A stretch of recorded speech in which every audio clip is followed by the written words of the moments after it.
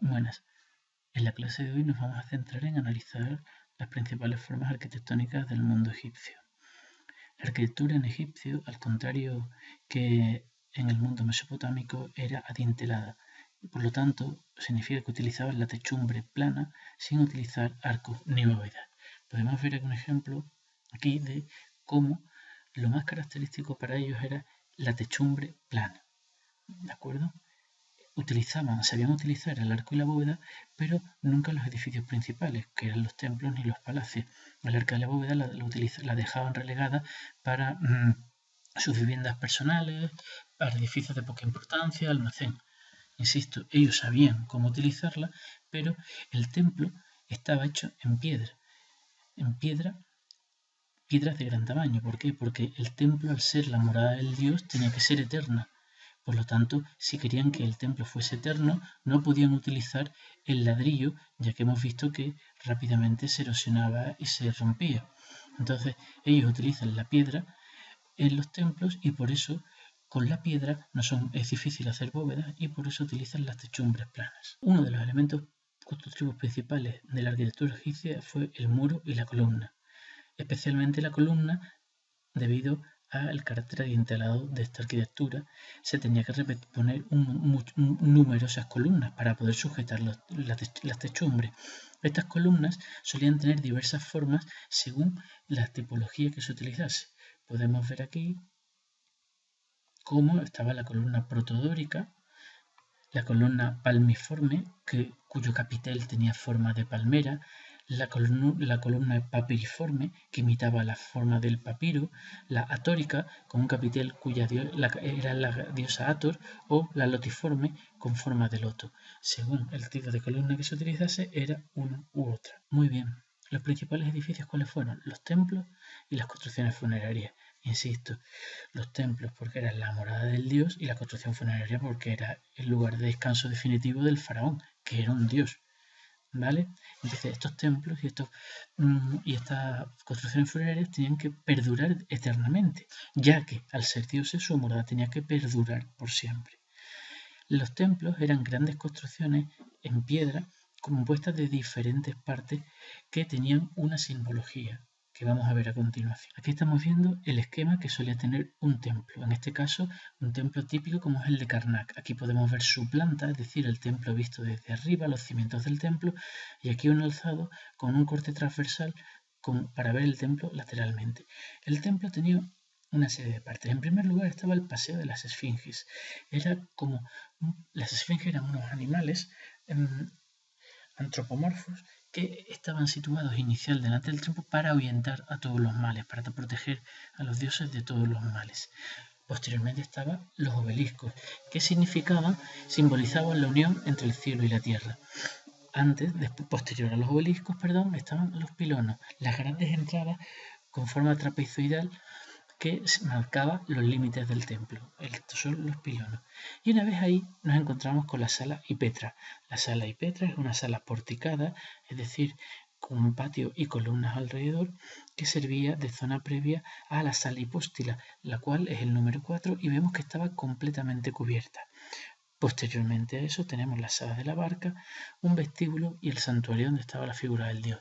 Si vemos el alzado podemos observar cómo progresivamente el templo parte de una altura superior hasta una altura inferior. Es decir, en la zona inicial había muchísima más luz que en la zona final. Todo esto para conseguir una escenografía de misterio que hacía que los creyentes pues se asustasen y estuviesen en un ambiente de gran religiosidad. Como podemos observar en la parte inferior, el pueblo solo podía pasar en la zona inicial, en la zona que vemos aquí en marrón, a los puntos 1, 2 y 3. Es decir, podía estar hasta los pilonos y la sala y petras, pero no más allá. En la zona 4, la sala hipóstila, podían ir los grandes funcionarios y en la zona final solo podían ir los sacerdotes y el propio faraón. Todo esto para conservar el misterio del culto al dios. A continuación podemos ver el templo de Karnak, una vista aérea del templo del Karnak, aunque está evidentemente ya muy deteriorado y se está reconstruyendo. Podemos ver la vista aérea en la que se ve los pilonos, la sala hipóstila, la sala pétrea y distintas instancias. Y aquí estamos viendo los pilonos de otro de los grandes templos clásicos como es el templo de Luxor. Como hemos dicho con anterioridad, las construcciones funerarias son el otro elemento fundamental de la arquitectura egipcia. ¿Por qué? Como ya hemos visto en la clase anterior, para los egipcios la muerte era un paso a otro tipo de vida, por lo tanto tenían que estar bien preparados para esa vida. Inicialmente, al inicio del Imperio Antiguo, los faraones se enterraban en mastabas, pero estos fueron cada vez más comunes y se fueron complejizando. ¿Qué era una mastaba? La mastaba es una forma trapezoidal en la cual se enterraba al faraón en una cámara oculta interior, aquí. Este tipo de edificios cada vez se fueron haciendo más comunes, entonces el faraón no se distinguía del resto de sus súbditos o del resto de los nobles. Por ello, progresivamente, las mastabas se fueron haciendo más complejas y se fueron superponiendo mastabas, como estamos viendo aquí en la pirámide de Djoser, que es una superposición de mastabas.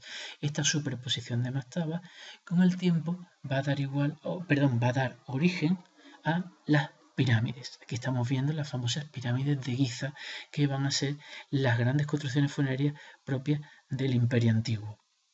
Pero claro, los faraones tenían un problema, se enterraban ellos y todas sus riquezas para la otra vida. Claro, los ladrones de tumbas sabían que en esas pirámides había una gran cantidad de riquezas. Y aunque se procuraba hacer grandes laberintos y salas y pasillos para despistar a los ladrones, era difícil esconder la pirámide, se veía claramente. Entonces, posteriormente se fue dando la tendencia a ocultar los enterramientos en cuevas, y es lo que se llaman los hipogeos. Aquí estamos viendo el hipogeo de Ramsés II en Abu Simbel, ¿de acuerdo? O aquí estamos viendo el de la reina Hatshepsut en Delir Bahari. Esa es la parte exterior del hipogeo, pero dentro lo que encontramos es que el enterramiento estaba en una tumba.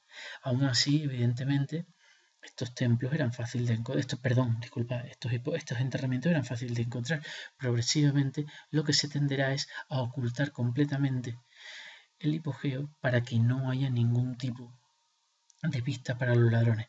A pesar de ello, prácticamente todas las tumbas de los faraones fueron robadas, con la excepción famosa de la tumba de Tutankamón, que es lo que le otorga su carácter tan conocido, ya que es prácticamente la única tumba que nos ha llegado sin robar y sin alterar a la actualidad y nos permite saber cómo eran normalmente los enterramientos egipcios. Muy bien, en la próxima clase seguiremos viendo la escultura y la pintura. Un saludo.